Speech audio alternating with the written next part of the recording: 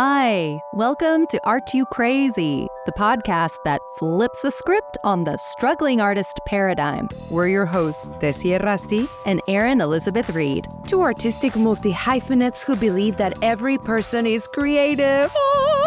And every creative should pursue their passions. Each episode, we shine a light on our and others' creative journeys along the pathway to personal success. If living a life of creative purpose sounds daring, then yeah, you could call us crazy. We embrace it. And we want to know, aren't you crazy too? No, seriously. 'Cause we are.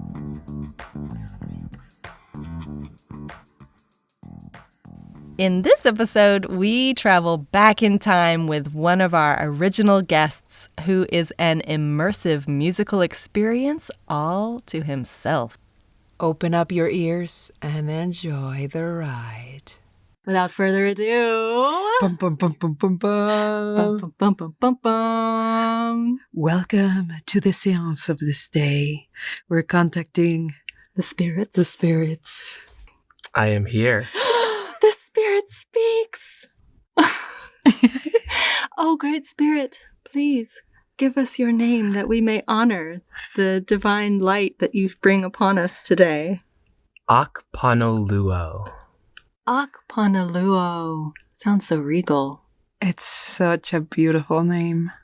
Akpanoluo. Usanabasi. Etteh. Second. I love it. It's so beautiful. It really is. What does it mean? Akpan means high priest, and Oluo was one of the gods that my ancestors on the Nigerian side used to worship. So you are divine. Perhaps.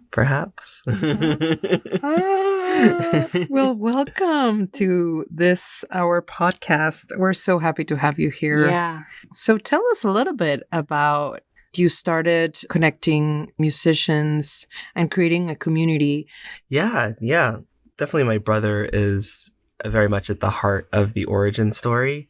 He and I always had a very robust flow of conversation talking about music and just things in general throughout our lives. And I was always in a position to almost be like a mentor to him talking about music. And he's a musician. And, I always wanted to figure out ways that I could support him. And the things just kind of all came together in a moment when I had been in LA and I was connecting various people in the music business, and I was connecting my brother to some of those people, and I was reflecting on that to my brother. So that was kind of like in the ether of conversation. And then January 1st of 2017, I was having my initial conversation with this woman named Lauren Sattler, who ended up becoming one of my best friends. And she and I were getting super excited just talking to each other about music. And I remembered leaving that conversation just so excited. And I called my brother that night and I said to him, having just been in LA and connecting all these people in music, and I was like, I don't work in music. I had never set foot in LA before, but I was making all these connections and I was really engaged in it. And why don't I host an event in my apartment where I just bring together musicians to hear your music so they can give you advice, feedback, and encouragement. And 3 weeks later, we had that event. And so it was me, my brother, 8 other musicians, and we each took turns sharing music and talking about it. Mm-hmm. That was how SoundShop was born. So that was January of 2017. Pretty much once a month, different venues around New York City. Started in my apartment, expanded to other venues. Then during quarantine, I started doing online events like Zoom events. One of the amazing things that came out of doing this is before I started SoundShop, I worked in advertising. And it was always my dream that I would ultimately move from data and advertising to data and music. I was like, this will be my dream job to be able to do that. And through my community, through the friendships that I built, including my friend Lauren Sattler, the same person that had that super exciting conversation that sparked the idea. She saw a job posting for the head of data at Bandcamp. No. And so I applied and I got the job, and it truly has been my dream job. Amazing. Oh my gosh. Yeah. But, And so how long have you been with Bandcamp then? I've been with Bandcamp for 2.5 years. 2.5. Wow. Okay. Serendipities, like you call it. Yeah. It really showcases the power of our connections, like leveraging our relationship, not leveraging in a negative sense, but Right. like appreciating that the people that you meet and in your life, we're all connected somehow and lifting each other up. Absolutely. Yeah. Absolutely. And how did you started connecting yourself to people in music? Where does that come from? My relationship to music, I mean, I feel like everyone's relationship to music is unique. And that's actually part of the reason why it excites me so much. Mm. I studied psychology as well. So I really love thinking about, okay, everyone's brain is unique. Everyone's relationship to music is unique. But my relationship with music started with imitating the sounds of the world around me. Like I'd do like bird calls. I'd imitate different people's singing voices. I love doing karaoke. Then my mom put my brother and I in front of the piano, had us taking lessons at a very young age. I wasn't as engaged in learning music growing up as my brother was. Like my brother, fully classically trained piano, voice. Then I picked up trombone, didn't really care for it. But once I got to college, that's when I found that I really, really loved engaging with people about music. I was in a Jewish a cappella group when I was in college, and we were just a bunch of music nerds, just all nerding out about music in our own different ways. That spark for connecting with people about music really came into play. And I also loved throwing parties and curating playlists. And I feel like hosting these salons of mine is kind of like a curation in a sort of way. Tell me, I'm so curious to know more about SoundShop too. You said it started with bringing together different musicians to collaborate, but has it expanded beyond that? Is it still just musician to musician that is invited, or are there just... That's a great question. It's been important to me throughout the entirety of the progression of SoundShop that it be a space that is both for musicians and music lovers, and learned how to calibrate that in a way that I think makes sense. And what I like about the SoundShop format is that it's unique in that someone from outside of the world of music can find this space where they can engage in conversing about music in a really deep way. So the way that the format currently works, and it's at this beautiful non-alcoholic speakeasy in Williamsburg called Club Curious. Ooh, I'm curious. Yeah. So people arrive for the first hour and they're mingling, they're hanging out. I'll oftentimes pose an icebreaker question to kind of kick things off, something introspective or silly about music and people's relationship with music. And then after the first hour, the second hour is when the curated musicians will perform and speak.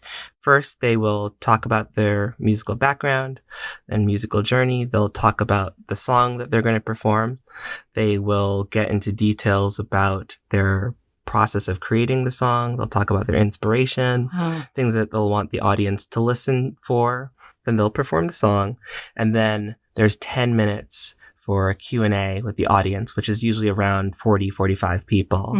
And then at the end of that hour, after the 3 artists have gone, I'll go back on stage and I'll basically invite everyone to raise their hands and highlight a creative / music related project that they are either offering help for or seeking help for, that kind of thing, to help facilitate connections afterwards. And then we continue hanging out. And depending on what equipment is available, just because the space has lots of different events and different configurations. But if there's enough equipment out and available, we might have an open mic jam session. Yes, I love that. These sound amazing. I want to go. You should. The next one's coming up. How do people find entrance tickets? There's the Instagram, so the SoundShop. And then there's the email list, which you can go to the-soundshop.com. Mm-hmm. So that's the symbol hyphen. What's one of the best icebreaker questions that you've asked? Oh man, I knew that was going to be a follow-up, and I was like, man, I have not looked at my icebreaker questions. It's a good repository that I'm building up right now. Yeah. If you had like a theme song for yourself today, like what would it be? Oh my God. What it would be. Tessie, that's a question for you because you're the repository of music. But like for what specifically? For like the moment, or for each person? Yeah, so the way that I approach questions, and this is just like a general thing for me in life, is like questions are suggestions. So like however you want to interpret it, I'm not going to be too picky about it. Maybe I would go to Soy serránica y vengo de Extremadura. Like a very old Spanish Renaissance song that probably nobody knows in this world. But Tessie and I were nerding out about Renaissance music. Oh, really? Yeah, Oh, yeah. And what about yours? I'm not really sure why this is coming up for me, but oh my God, this is so embarrassing. The Chimney Sweep song from Mary Poppins. Chim chimney, chim Yes. chimney, chim chim chiroo. That would be mine today. And that's lovely. I like the dances on the roof. You know what of I that think it moment. is about it? I think this is what's coming up for me, is like finding reasons to be happy and optimistic, even though you might be covered in shit. You know, like covered in the black. You know, you're going through the trenches. Maybe it's even part of your job, but can you dust off the ash and still do a high kick?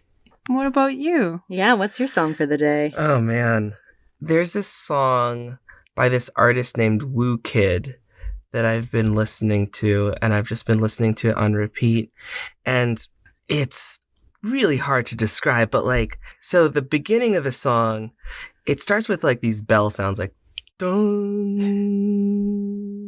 dong, and then there's like organ playing, like and it has some really beautiful builds throughout the piece. At some point, it pulls away, and then you hear like this sorrowful violin, but then also like old-timey sounding piano. There's so much going on in this song, but it both has the sensation of being sorrowful and triumphant at the same time. What is the title of the song? Is called Iron 2021, like 2021. Okay. So Woo Kid recorded a like 3-minute song like a number of years ago called Iron. And this was like his 2021 version where he just like was like, let's make this maximalist. Yeah. Well, we'll make sure to add it in the description of the episode. What I'm shooting myself in the fascinates feet. you about music? Is it the orchestration? Is it the instruments? Is it the historical connotations? Mhm. Is it the lyrics? What pulls you into sounds? I would say all of the stories that I can build out around music is really what does it for me. So one example is there's this song called Fuji Fuji from Renaissance Italy, and this melody spread throughout Europe. It goes like Fuji Fuji Fuji da da da da da da da da da, and then it ends up becoming part of the melody for Love Lost, which was recorded by, I think his name's Fatana, I don't remember how to say his name, but it goes like da da da da da da da da da da da, and Slowed it down. yeah, Mhm. and then one of the melodies ends up becoming the music that went over the poem called Hatikva, that was like this huge symbol of the desire of Jewish people to have a Jewish state. And so then after Israel was founded, that melody became the national anthem. And that goes like da da da da da da da da da da da. And then I think it was 2021, Anderson .Paak sampled the recording of Hatikva as it was sung at the end of Schindler's List. So you can hear the singing. Da da da da da da da da da da da da da da da da da da da. You niggas got me hot. Boom, boom, boom, boom, boom, boom, boom, boom. I get off on this stuff. Like yeah, me too. How interconnected the world is, just cultures and languages influencing each other across geographies and time. Mm-hmm. And the idea that, I think I mentioned this once before in a previous podcast, but it still blows my mind, so I'm going to say it again. How some early linguist scholars believe the first human speech was actually just mimicking birdsong. And language being a music of its own. Oh, absolutely. Yeah, but I truly strongly believe that. Languages, they come from creating sounds that were connected to other things, and then it became writing and stuff like that. And it's the same with theater. Like, it all started with myth and ritual. Look at us nerding out. Yeah. Oh my God, this is so exciting. What inspired you to call it SoundShop? The SoundShop.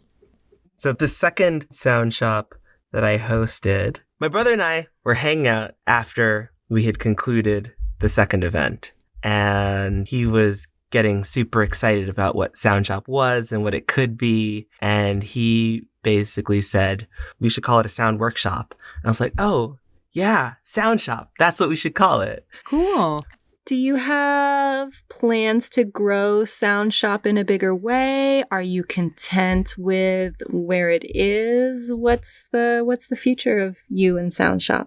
It's one of those things that is constantly evolving as I evolve. I think right now I'm content with just being with the cadence of like every month curating these events and bringing together amazing musicians and emceeing the event.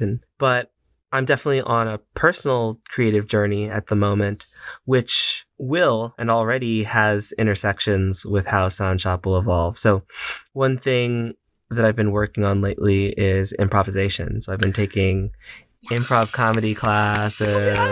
Yeah.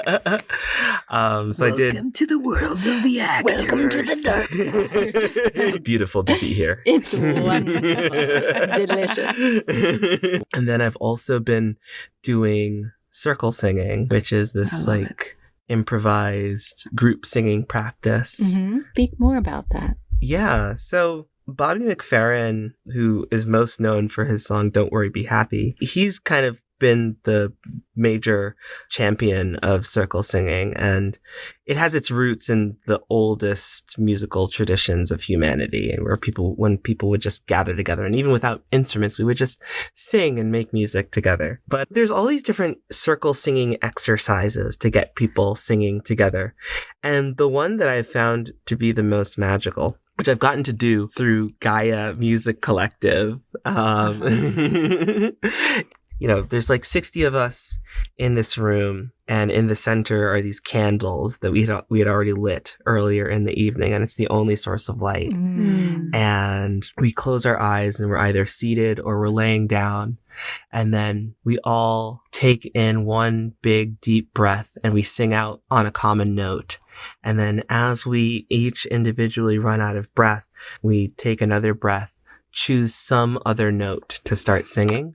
And so now the room goes from unison to harmony. Yeah. Oh my God. And the harmony fluctuates over the course of the singing. If you choose a dissonant note, you have to keep to it. Mm-hmm. I personally will intentionally choose dissonance to see how the room reacts. And then as we feel called to, after like 20, 25 minutes, we converge on a common note again. It's such a magical experience, and I would really like to start hosting them. Yeah. I can't wait. It's so amazing. I think my higher order purpose, and I wrote this down for another interview that I'm doing where I've written down my responses, and I... What? You're doing another interview? Oh my God, I thought we were exclusive. We didn't pay enough. I feel like an in-person spoken interview is way cooler.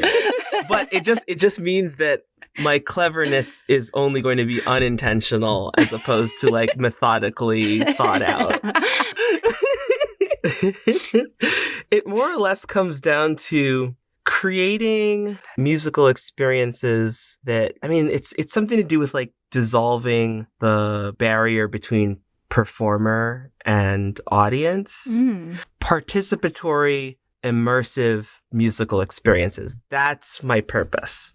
Love it. Wonderful. To create spaces for that. That could be anything from the three of us just sharing music that we're really into and like getting engaged in our stories. It's participatory. Mm-hmm. We're immersed in it. Mm-hmm. It could be one of my music salons. It could be a circle singing event. It could be going into some VR space and like experiencing music in some like weird, like impossible space. Doing an event at the Sonic Sphere at the Shed. Sign me up for everything. Could it be going into the middle of Central Park where you just hear waterfalls and birds and like Ooh. making humanistic natural sounds? That would Oh, be yeah. amazing. If you ever host that in Central Park, we have to be there. That would be phenomenal. As much as I adore music, Mm-hmm. when I'm in those kinds of settings and people like show up and they're blasting their music on their phone or whatever, their portable speakers, I'm like, you just sonically changed the atmosphere Yeah. in a way that is preventing me from appreciating the other sounds that are around me. That's why the owl that escaped Central Park Zoo is hiding somewhere. I can't take it. Sorry, I had to. No, that's good. No, I agree. I agree with you. Just maybe to incorporate once again the basicness of how we lived before there was any source of magnifying sounds and just collaborating with the sounds of nature to generate something of calling to togetherness or to the sun or to the skies or whatever it was that people were doing. And I think that that's the experience with the candles that you're saying. It's a very like almost turn off everything around you and just focus on being listening and open. And even if the special note that you toss is like, oh, and then see what people do with it. I found that magical because one of the most moving chants that I've ever heard, they come from a place that it's not even harmonious, melodic in a way that we appreciate coded music, but they come from a very raw place, beautifully open and expressive. You know, there's like a refined, in quotes, kind of music creation. Especially we're talking about voice. You know, you can train a voice to be like this, you know, very pristine and all that stuff. But I think that there's something very beautiful and visceral about an untrained voice. Yeah. Yeah. Yeah. I don't think an increase in skill level changes the capacity of one's music to be emotive. Yeah. I will put that in a quote. Quiet snap. I was gonna, and I don't know if this is like completely ludicrous, but I was gonna propose that we close this episode with, if you want to lead us in a mini circle song. Oh, wait, before we do that though, where can people follow you on social? Yes, absolutely. You can follow SoundShop at the SoundShop, so the Sound Shop. And then you can follow me personally at Octopus, so that's AKTOPUS. Octopus and the Sound Shop. Check it out. Check it out. All right. That's right. Go ahead. Thank you so much for this interview. Thank you for joining the Sands. Thank you for what you do. Yeah. Really. Thank you. And now. Okay. Da da da da da da da. Da da da da da da da da da da da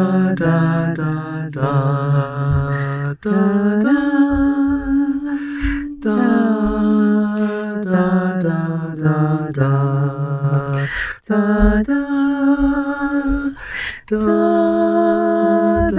da da da da da da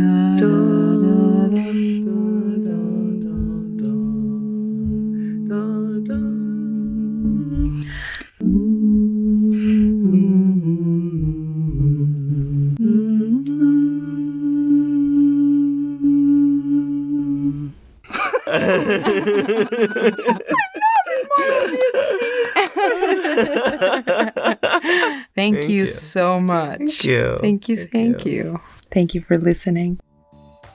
Hey, I'm sure you loved this episode. Before you go, here are 3 ways you can help us keep things crazy. You could just leave us a rating or share this episode so more people can access this content. Easy peasy, right? Feeling ultra crazy? Donate to the show by clicking the link provided in the podcast description or on our Instagram's bio. I'm sure you will. Stay crazy out there, y'all. Stay crazy!